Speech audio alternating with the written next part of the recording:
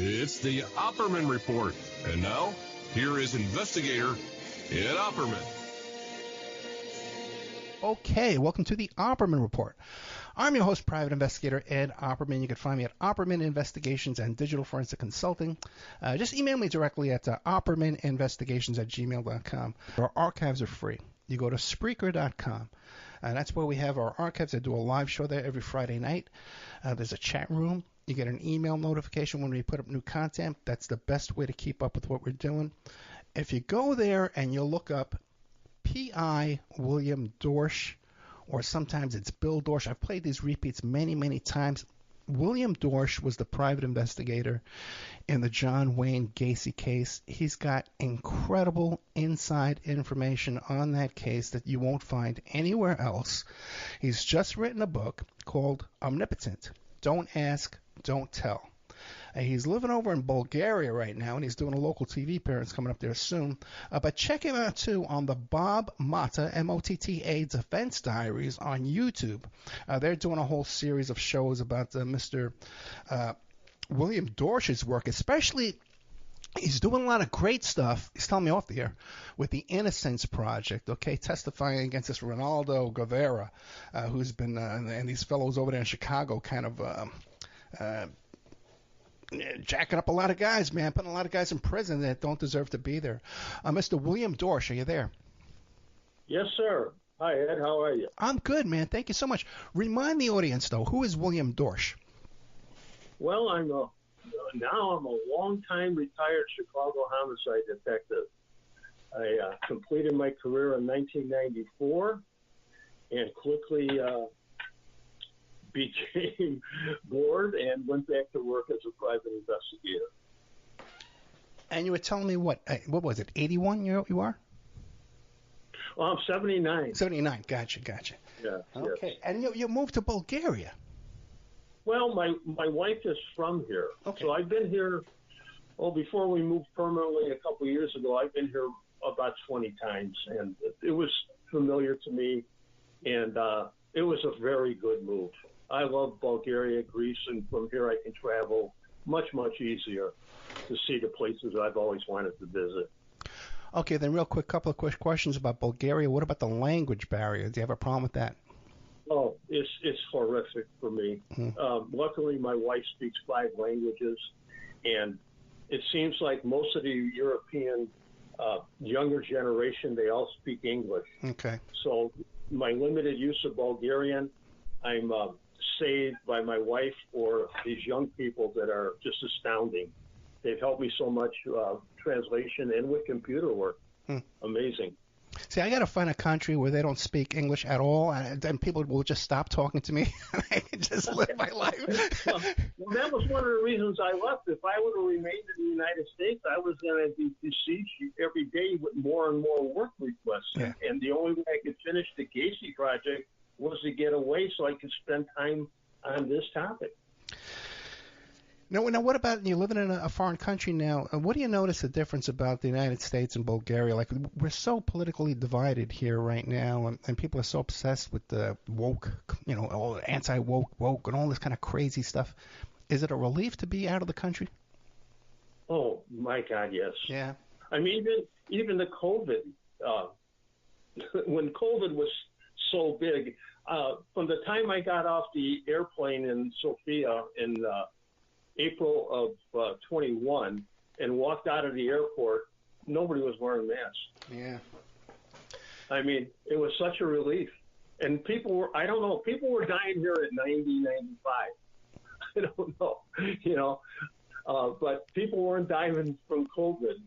But I'm in a smaller town of about 7,000 people, only 45 minutes away from the capital, Sofia, but it's great here. There's no crime. Yeah. It's quiet. People are respectful. You walk out of your house and everybody wants to talk to you. You can't.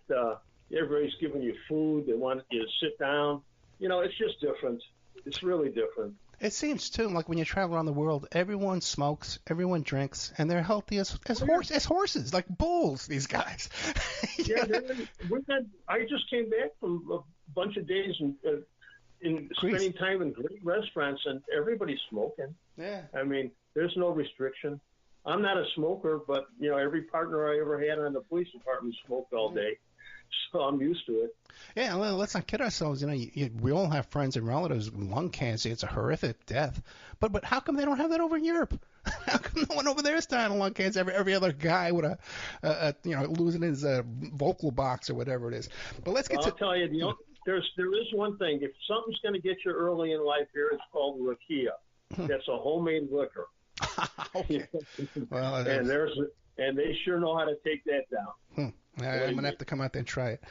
Tell us about Omnipotent, Don't Ask, Don't Tell. The brand new book just came out September 13, 2023. Yes. Well, the reason I named it Omnipotent, and by definition it means godlike, having the power of God. All right? And I've come to realize that governments, not only in the United States, but here and probably just about everywhere, on earth, they assume the position of God. Mm. They tell us what they want us to know, and they keep secret what they don't want us to know. They make rules and regulations for right and wrong, and we have to trust them. And I found through my investigative work, especially since I've been doing this as a PI working on Gacy, governments lie. They don't always tell you the truth. And they have reasons to keep it a secret. And that's what this book is about. It's not really about Gacy so much. Yeah, he's the factor. He killed. They found 33 bodies, and they always believed there were more. Okay, but we trusted that the sheriff's department who took over the investigation from the Des Plaines Police Department who made the arrest, we trusted that they did an honest and thorough investigation. And nobody questioned them. You realize in a lot of homicide cases in Chicago and Cook County, it takes years before that person goes into the courtroom for trial. But when John Wayne Gacy was arrested by Des Plaines, and that case was turned over to the Cook County State's Attorney's Office, they tried that case in less than a year and a half with 33 victims. Imagine that. And they rushed that case through the courtroom because they wanted to put that Gacy case behind them, and they buried John Wayne Gacy along with the truth. That's why I titled it Omnipotent, Don't Ask, Don't Tell. Because if you don't ask questions, you don't get answers. Well, let me ask you this. There's no doubt there was a lot of cover-up went on in the Gacy case. But it's not like it's not like Ariel Castro where he's found hung dead in his cell.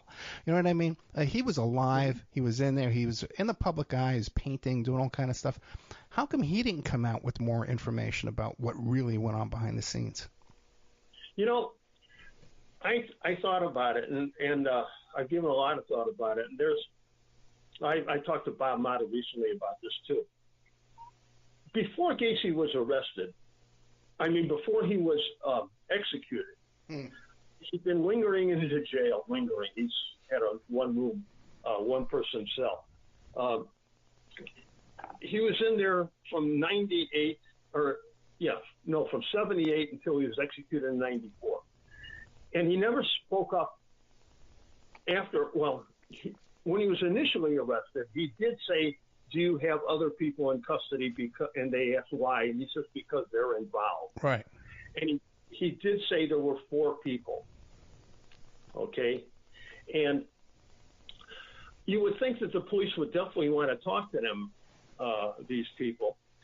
And these people were never charged. And I can explain that. I've got all that. Joe Kozenzak, who headed the investigation, he was a lieutenant from Des Plaines Police Department that organized the surveillance that took days and days. And then they arrested Gacy. Okay. He wrote a book, as did Terry Sullivan, who was one of the prosecutors. He wrote a book also about Gacy. And when I reviewed those books after Gacy's arrest, years after Gacy's arrest, I was curious as to why that they had changed the names of two of the four people that Gacy had said were accomplices. All right? And I was very curious about that. So I had to go back to the very beginning of the investigation. What better place to go to than the guy who headed it, Joe Kozenczak. And so I met with him a total of 3 times, but in the very first meeting that I had with him, that was the big question I had of him. I said, what was the reason for you changing the names of Michael Rossi and David Cram in your book? And he said, well, I'll tell you, this is what happened. He says, a couple of days before we arrested Gacy, we had Michael Rossi into this Blain's office, and we were grilling him about his possible involvement with Gacy. We hadn't yet found any bodies, but we were asking Rossi to help us. And Rossi, he had even told him, well, if you want to find a peace boy, look in the crawl space under the house. Okay?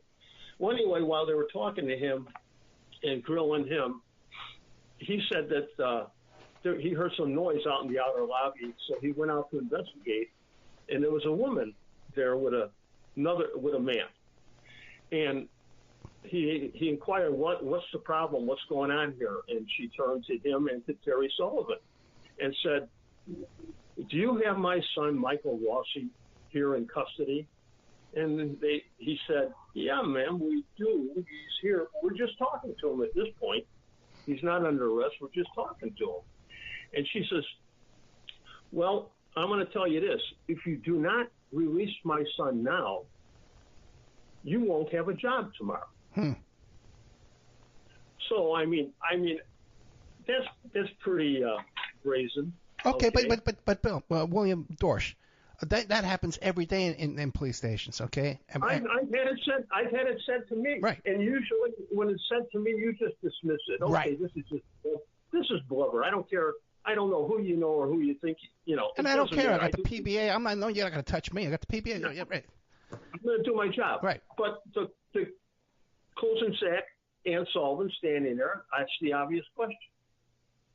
Well, you know, that's pretty brazen of you to be threatening me. I'm going to lose my job. Why? She says, because I'm the mother of Michael Rossi, and he is the grandson of Vito Marzullo. Now, you may not know that because you're not from Chicago, but for everybody in the 70s, 60s and 70s, 80s, and into the 90s knew that he was the second most powerful politician in the city of Chicago. And her son, Michael Rossi, was living with Gacy. Michael Rossi was living with Vito Marzullo. No, Michael Rossi is the grandson of Vito Marzullo. Gotcha. Michael Rossi was living in the house with John Wayne Gacy, as did David Cram at one time. Oh, wow. They were so trusted, they admitted that they were digging the holes underneath the house. Okay? Where are these two today? Are they walking around? David Cram committed suicide. Okay. And Michael Rossi is free, but not without a criminal record. He does have other arrests, right? As he was linked to the mafia and events that cost him about 6 years in prison. But he's living in, I think he's in Texas now. Right. But he's never been charged with the Gacy case. They used him upon learning that he was a grandson of Vito Marzullo. He went from being a suspect and accomplice in these murders to being used as a witness in the courtroom against Gacy. And of course, David Cram also was used as a witness against Gacy. Cram did not have the same association to anybody of note. Okay, he was just David Cram, right? But you could not release Michael Rossi and charge David Cram. Right. So Cram got lucky that he got used as a witness, and like Rossi did, and was not prosecuted. You said there were two others. You said 4 people. Yes, there was Gacy mentioned the third one, Philip Paskey. And I've got a lot about that in my book, believe me. Philip Paskey was known to have an association with a man named John Norman. Okay? John Wayne, what's that? John Wayne Norman? Yes. And he had he was known as perhaps the most prolific pedophile recruiter in the country. That's the one that all his paperwork disappeared. All of his notebooks, all his records, all his notes, they all disappeared from when he got arrested in Dallas. He had about 50,000 names, and all of that disappeared when it was turned over to the State Department, who said they were only interested in it as if it had overseas something with immigration or something like that. So they destroyed it. They destroyed the names, even though they were told that they were people from Washington, people of important people that were on the list. And did you just say his middle name was? He was John Wayne Norman too. He was John Wayne too. Yeah. What's going on with that? Well, there's another one too. There's another kid that this is too much to tell you in one event. We're gonna have you come back. I can already tell we're having you come back next week. There's another guy named Harold Wayne Lovell that you're going to be very interested in hearing about. Okay. And his middle name is Wayne. I wonder who Wayne was.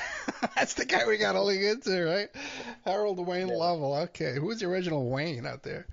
Oh boy. Well, actually, so Gacy never named the fourth person. Okay.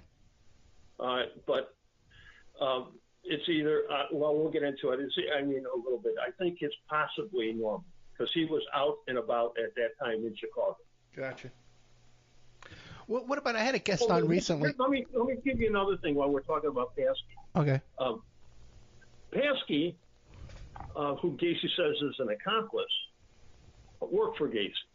Okay.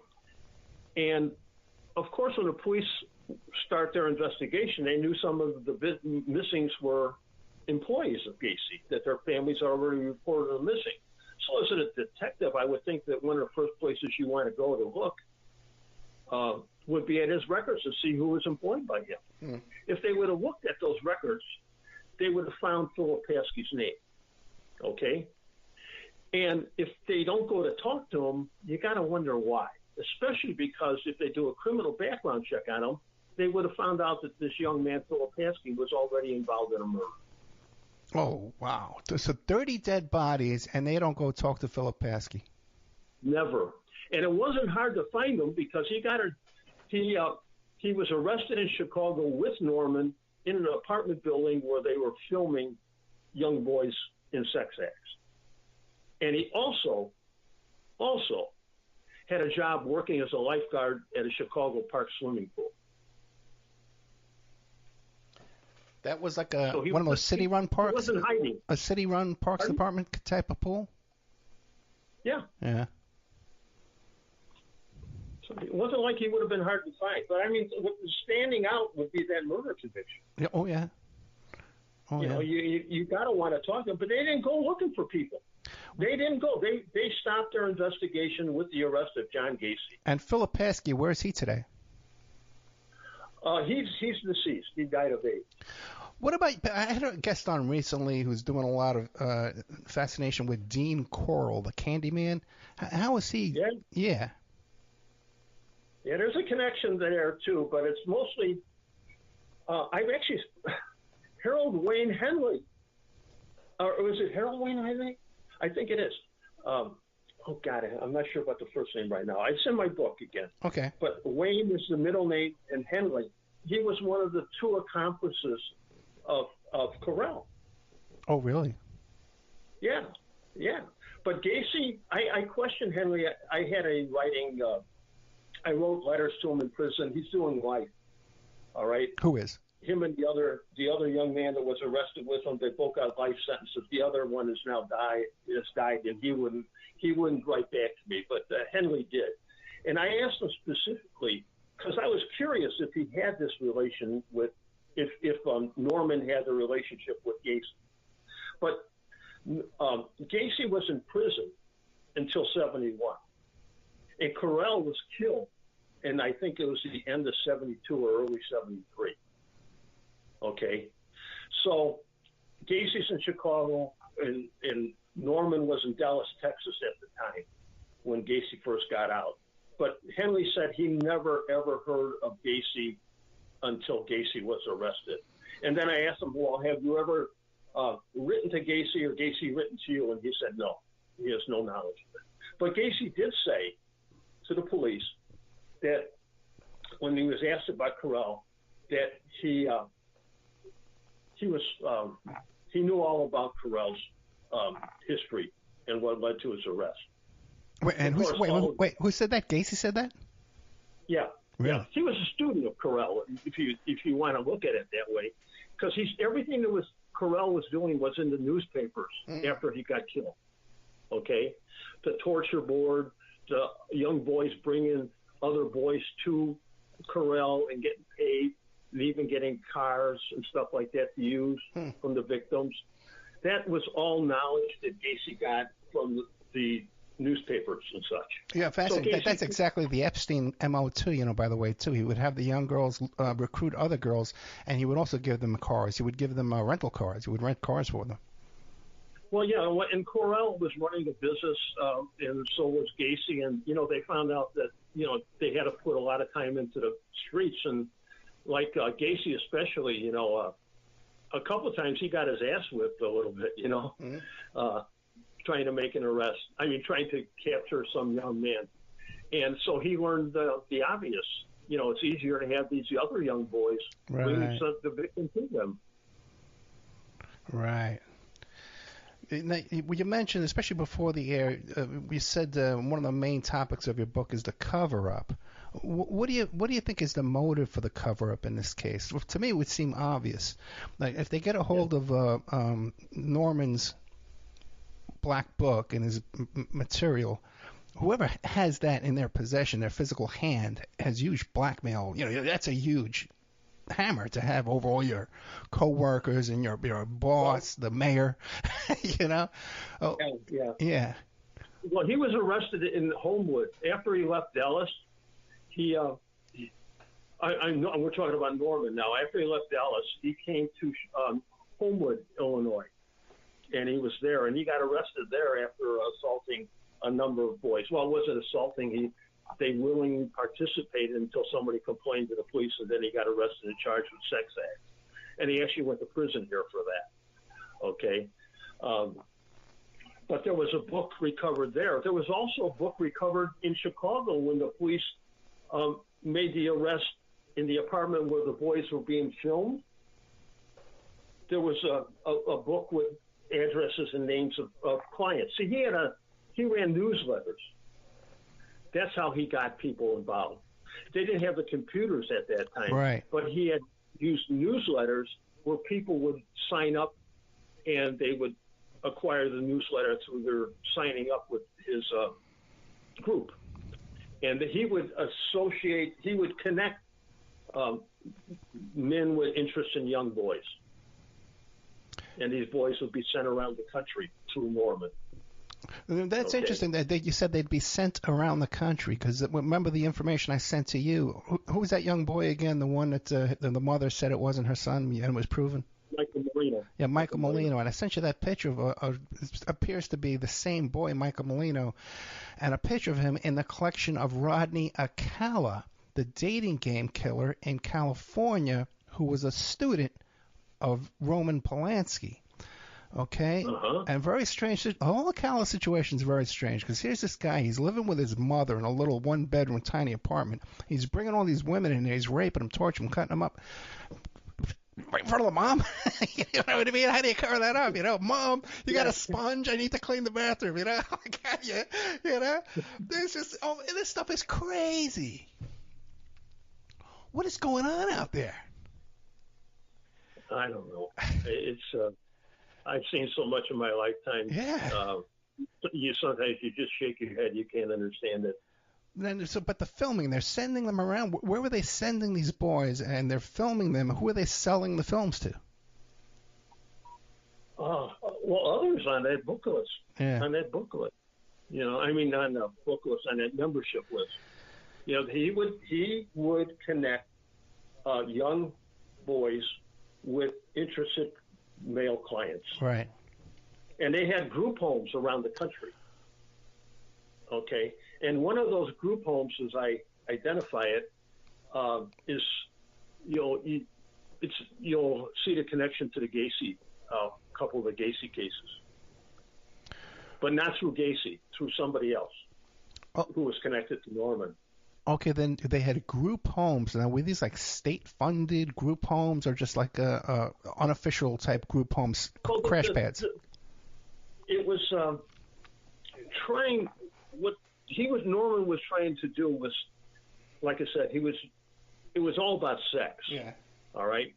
But they were trying to say, well, it's good for these young people to have this union with an older man who could guide them through life and give them a pathway through life, sort of type thing. But actually, it was all about sex.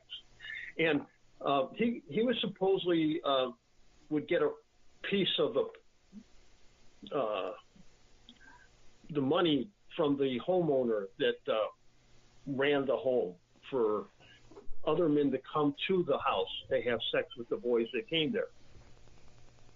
So it was like a prostitution thing where you had homes or, private homes where you would invite other you would have the young boys sent to you through Norman, and then you would have people who were members who would come to the house. Yeah.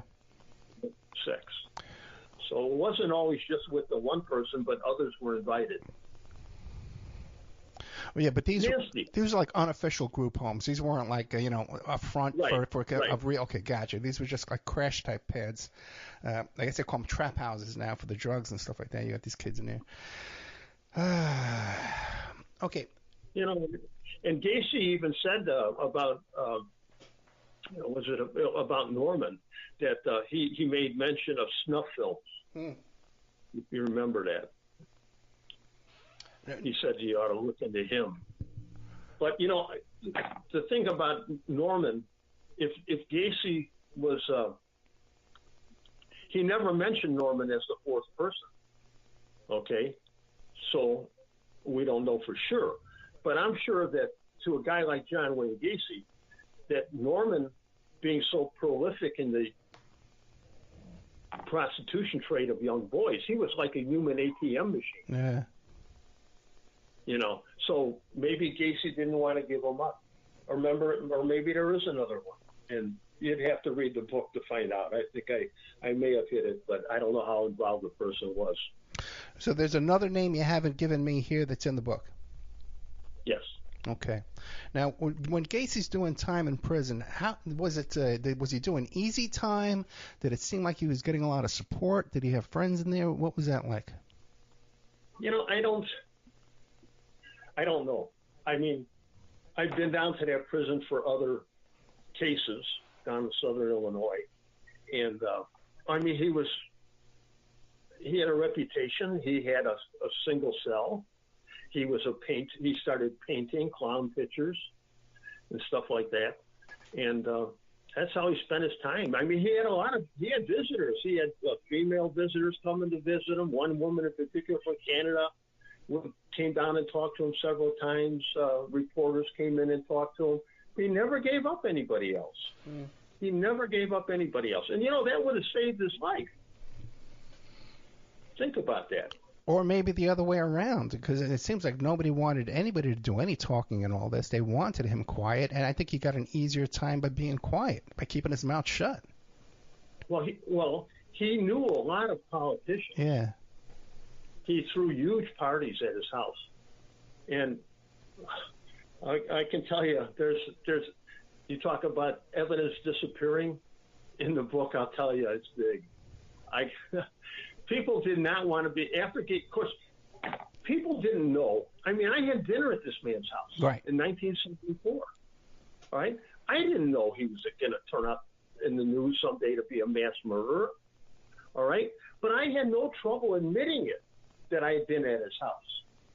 All right? Hey, Bill Dorsch, I'm just a normal guy. I was in that house. I'm astounded. I was there with my wife and kids. Yeah. But other people who were politicians did not want that connection to Gacy. He knew a lot of politicians. He ran the Polish parade in Chicago every year. All right? And if you knew Gacy, if you had gone to any of his parties, the last thing you would have wanted was a picture of you sitting there with your arm around John Gacy. Oh, we lost him. We got to recall him back here. We just disconnected with our guest, William Dorsch. Oh, what the heck is this? I got to buy $10 in credit?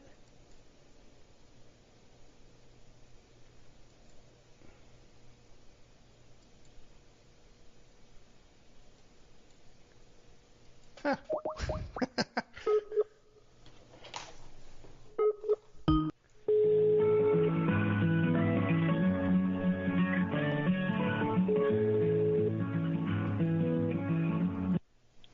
What happened, buddy? William Dorsch, how are you? You know what happened? Suddenly I see a thing comes on my Skype screen saying, you're out of credits. You got to give us $10 to talk to William Dorsch. It's never happened before in 10 years. I guess Bulgaria has their own extortion over the phone company over there. But let's. That's right. Okay. I know. I'm sorry we're not on Skype. But, No, that's fine. Oh, that's right. You're right. Probably because I'm not calling another Skype number. Okay, let's get back here. 5, 4, 3, 2, and go. We're back with William Dorsch. What happened was we had a little problem with the phone connection. The book is called Omnipotent, Don't Ask, Don't Tell. And also, too, you can check him out on his Bob Mata Defense Diaries on YouTube. Bob Mata is a defense attorney. He's got a whole YouTube channel there, and he's doing a series of shows with William Dorsch. I'm going to beg William Dorsch to come back next week and give us more info. But William Dorsch, we left when we got cut off there mysteriously, right? When we got cut off. Yeah. You were saying about how you had dinner at John Wayne Gacy's house, and then after he got caught, you're walking around saying, hey, I was in this guy's house, where all these other guys are saying, well, I don't know anything about this guy, which is usually a clear sign of who's guilty and who's not, right? I don't want to admit no. Yeah. But let me ask you this. Now, when you're in this guy's house, and he's throwing these parties, is William Dorsch saying, hey, where's this guy getting all his money from? He's got this contracting business. Was that enough to fund his lifestyle? Well, see, I wasn't at a party. What happened was my wife worked for an insurance company, and Gacy's lived not far away from the office in Des Plaines. And he came to her offices to pick up repair work for clients who had damages in their home. Gotcha. And he would do work, come back to her, and she would pay him for the work done. And she came home one day in 74 and said, hey, we're invited over to this guy, John Gacy's house, to have dinner with him and his wife. And I had probably never heard Gacy's name mentioned before. But my wife said, he's a nice guy, let's go. So we went. And that's how I met him, through that. But other people went to those parties and such, and he had 200-300 guests at some of those parties. Yeah, that's a lot of money. You're right. So now your wife was cutting him checks. Was she suspicious of saying, how's this guy throwing these parties? I'm cutting him the checks. Or did the checks cover? We didn't know anything about that. We didn't know. We'd never been invited other than at one time to the house. I never went back. Gotcha. So the checks he was getting from your wife, were they significant or enough to support that kind of lifestyle? I have no idea. It was, like I said, insurance claim work, maybe fire damage, flood damage. Yeah. I don't know. Yeah, he was a workaholic. He was a workaholic. He worked long and hard. It seems like all those serial killers they have no problem with money. They have no problem making money. Or they support their lifestyles. You wonder, how do they do all that? Yeah. Okay, now, William Dorsch got involved in this case because you were hired as a private investigator by one of the attorneys whose client said, hey, my son, I don't think that's my son. The victim buried under the house that's identified as my son, I don't think that's my son. That's how you came involved? Well, no. Actually, I came involved within days after his arrest. Okay. Because I was 74, I met him. I had gained knowledge of him in another location that was near where I lived. And when he got arrested in 78, law enforcement, Des Plaines Police, Sheriff's Department was asking for information about missing kids or locations where bodies might be buried. And I had this one particular location where I was suspicious of. So I contacted the sheriff's department by phone and told them about the location, suspecting that they would go talk to the residents in that apartment building and to the owner, only to find out years later that they never did. Okay? But for many years, from his arrest in 78 until 1998, that's all I had was this information that I gave to the sheriff's department. I trusted they did their job. And you actually you actually went out there with a company with ground penetrating radar, but they weren't allowed to dig, because people can come to me and say, they dug at those apartments. And I says, no. William Dorsch sent me the letter from the company. They weren't allowed to dig at the specific spots where they located the bodies. Am I right? No. Well, partially. Okay, explain to me. Okay. In 1998, Gacy's already dead. Right. All right. Having been a policeman in Chicago, I understood that the city of Chicago was very embarrassed, and so was the police department, by the Gacy case, because so many boys had gone missing from Chicago and then became victims found many years later. But Chicago was very lucky because the bodies at Gacy's house were not in Chicago, but in unincorporated Norwood Township, which was a little area, but entirely surrounded by the city of Chicago. Mm. So they were very lucky, but embarrassed. They did not want the Gacy case reopened. Okay? They did not want it. They put that Gacy case with 33 victims through the court system in less than a year and a half. Amazing that it would go through so fast. All right? So my information that I had given them after Gacy's arrest in 78 was really relevant to the crimes that he was doing, but they never did anything. So when I brought it up in 98, and they were, again, very threatened by the information. Well, the first time nobody knew.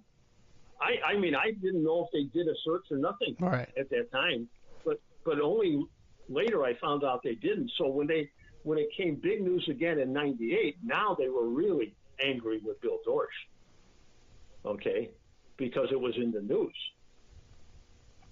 So that's how I really, really got involved in the Gacy case.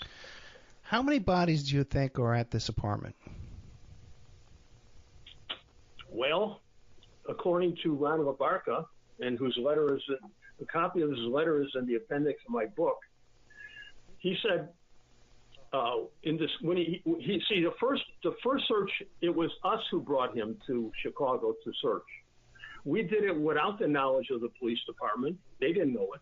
We couldn't go to them because they would have stopped us. We knew we couldn't go to the homeowner, the apartment building owner, because you just can't say Bill Dorsch thinks bodies are here, so we're going to dig up your yard or front lawn.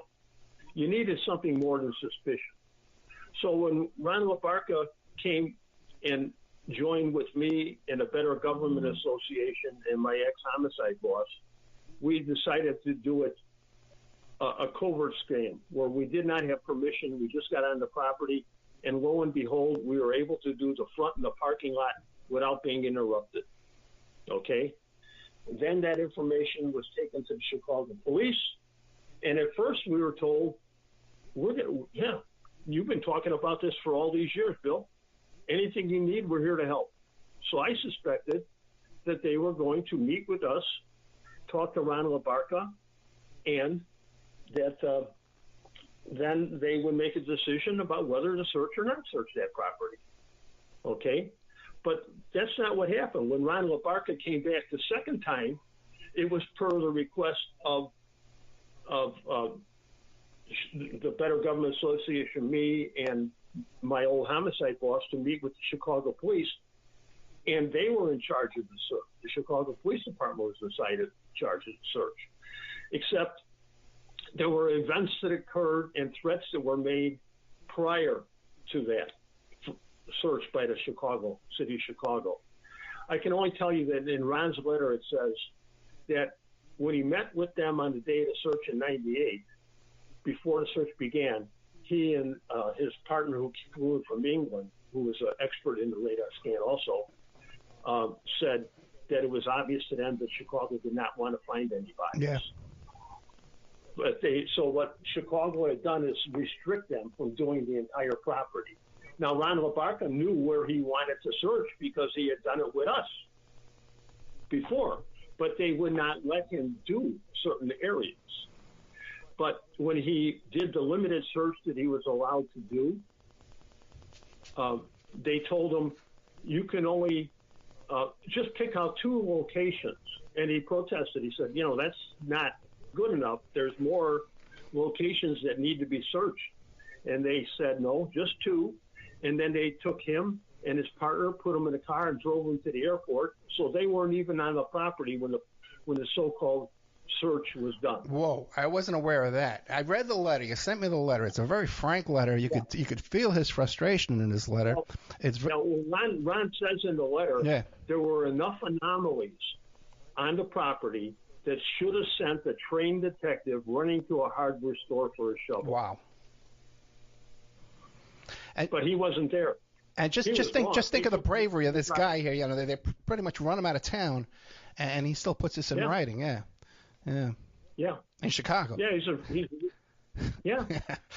Now he's from the East Coast. Yeah. He's from the East Coast. He's out there.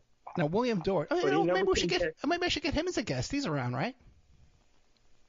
Well, he's so fed up with the city of Chicago that I tried to get him to engage again with me, and he's been reluctant to do so because he was disgusted with it. And he's a businessman, don't forget. Yeah.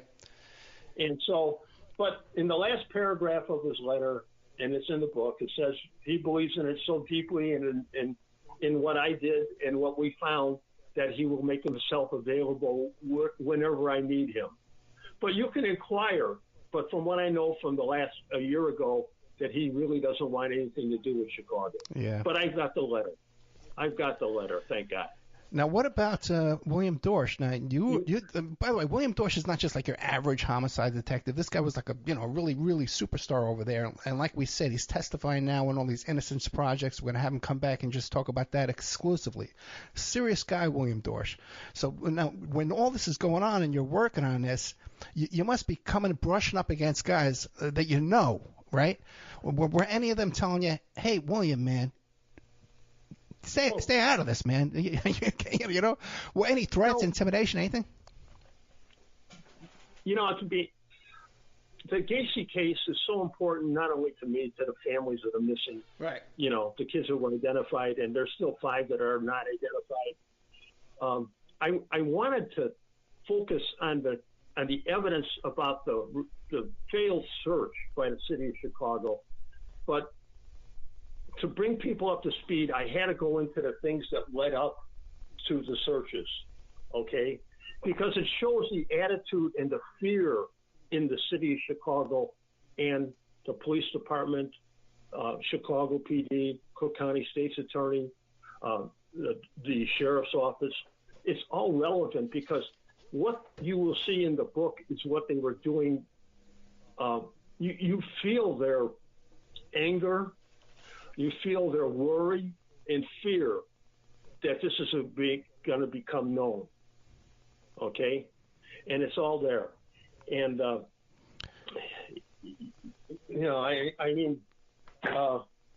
had a right. I was interested in proving that, I became interested after Mrs. Moreno.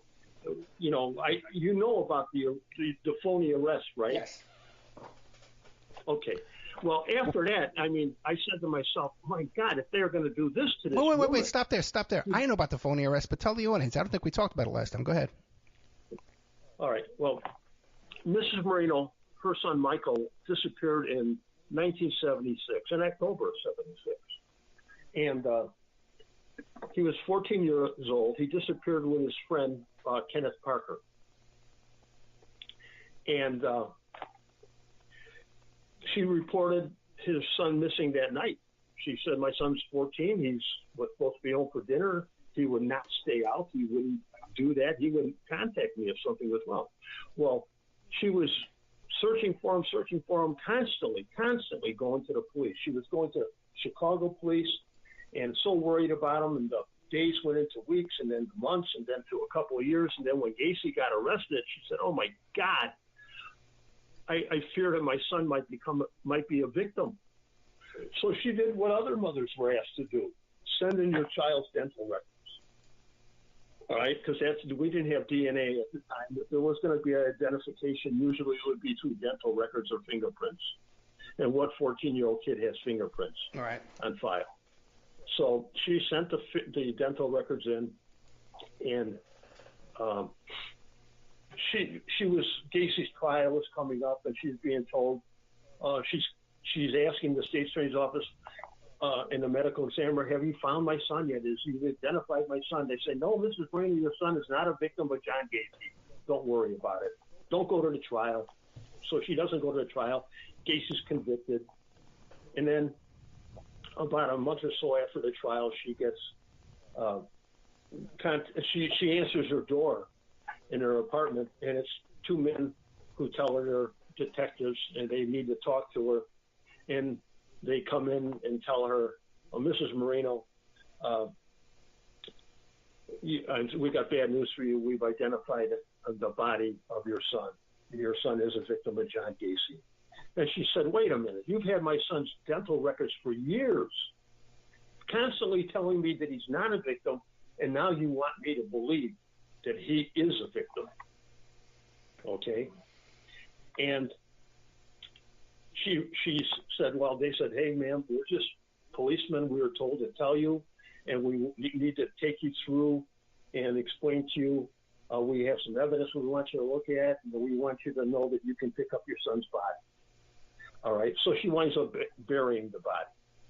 All right. And well, there's so much more here. I think I got to slow it down a little bit because I don't want to get it out of order. So maybe before we go further, because we were talking about the searches, I want to go back to that. Okay. There was the search that we did with Ronald Abarca without the police knowledge. That led to the information be turned over to the Chicago Police Department, who did the first search in '98, which I knew beforehand was going to be fake because people in the police department, friends of mine, had told me they were going to fake it and not find anything. And then in 2011, when I again got involved with new information, they were again forced to become involved in the Gacy case, and they did a second search. This time it was the sheriff's department that did the search, and it was in secret that they did the search. And they announced that we did the search again and didn't find anything. Okay? What they don't know is there's another search. You're going to have to talk to Bob Mata. I want him to tell you about it. Okay. All right? Because nobody knows about this. Okay. And is Bob Mata going to talk about this on his YouTube channel? Of course. Okay. I mean, he's going to get the brunt of everything, I know. To be, like I said, we're going to be doing probably 20 weeks or more based on my book. Gotcha. Real quick, because we're running out of time today, and I'd like to invite you to come back next Saturday. We can tape again, you think? We'll talk about it. I think so. Okay. Well, I think so. But we'll talk during the week. Send me an email, okay? Okay. But now, real quick. But I really would like you to reach out for Bob Mata. I can send you his contact info. I will, I promise. Real quick then. You said there are 5 bodies underneath Gacy's house that haven't been identified. Well, yeah, there's a total of 33 bodies found not only from Gacy's house and on the property, but from the river, too. Okay? So that's a total of 33 bodies. Now, you talk about how kids were being sent around to different locations, these crash houses. We're talking about these group homes. They're being filmed. Any indication that perhaps some of these kids were being imported from out of city, out of town to Gacy's home, and he was filming? I have found no evidence that happened, and I was trying desperately to find that. I know that Norman had the connection to Homewood, Illinois. where he got arrested. Right. But is it possible that actually Norman could have had a better relationship with Gacy than we know of? Gacy never spoke of it. Okay. But wouldn't it be something if he had been at one of Gacy's parties? Real quick, again, you talk about these searches at this apartment, that there's a huge cover-up, and then the cops go back there and do their own secret search and come, oh, we couldn't find nothing. Would it be far-fetched to say, hey, man, these cops might have gone in there and destroyed evidence? In Gacy's home? No, at the apartments where the ground-penetrating radar fellow was searching. He said the cops went back and did a third secret. Oh, yeah. Bob Matter and I have spent a lot of time discussing this, all right, because a period of years from 1998 and then 2011 search, 2012, to now, could something have been removed? Yeah. Yeah, it's very possible. But Bob will tell you about that. Okay, Bob holds all the secrets. This attorney has an envelope with all the secrets. I'll tell you, he and I are working so diligently. We're not done. I got you. It's great stuff, man. I'm glad to see you. You wrote the book Omnipotent, Don't Ask, Don't Tell by William Dorsch, D-O-R-C-H. You can find our previous interview. I think we did 2 hours at the Spreaker channel there. We'll have it up on Patreon. Bob Motta, M-O-T-T-A, Defense Diaries on YouTube. They're doing like a 20-part series. You can check that out.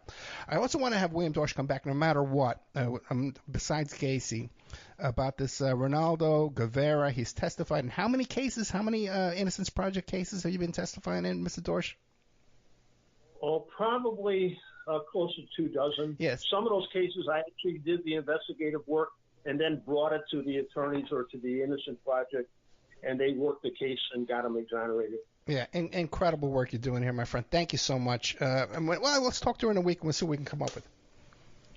Okay, I'll get that information to you after I review what you sent me on that other boy. Okay. Gotcha. Thank you. William Dorsch, Omnipotent. Don't Ask, Don't Tell. Check it out on Amazon.com. We'll have a link in the description. Thank you so much.